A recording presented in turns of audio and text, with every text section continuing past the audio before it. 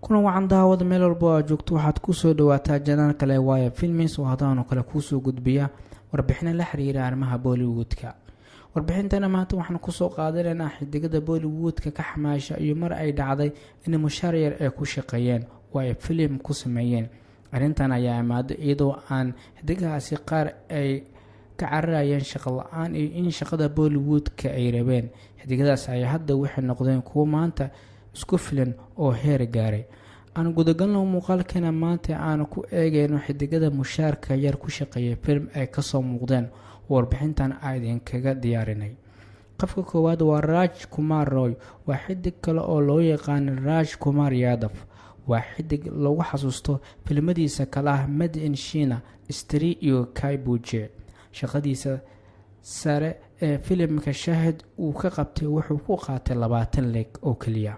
qofka labaad ee muuqaalkeenan waa Nawaduddin Siddiqui, waa xidig aad loo wada yaqaan shaqada uu Bollywoodka ka qabtay filimada la xiriira iyo midda musalsalaadka sida Secret Game, laakiin sida wararka ay sheegayaan wuxuu filimkiisa Talaash ku qaatay 10 leeg. qofka saddexaad warbixintana waa Vicky Kaushal. xidigan ayaa lagu garan og yahay filimadiisa Sanju iyo Yuri The Surgical Strike, waana kuwa guul waaweyn gaareen box office-ka. sidoo kalena jalin sare ayuu ku soo bandhigay filimka Mazan, laakiin wuxuu ku qaatay 10 leeg.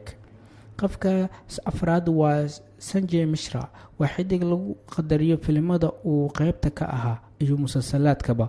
waa mid ka mid ah jilaayaasha ugu shaqada adag ee Bollywoodka, laakiin filimkiisa Mazan wuxuu ku qaatay 5 leeg.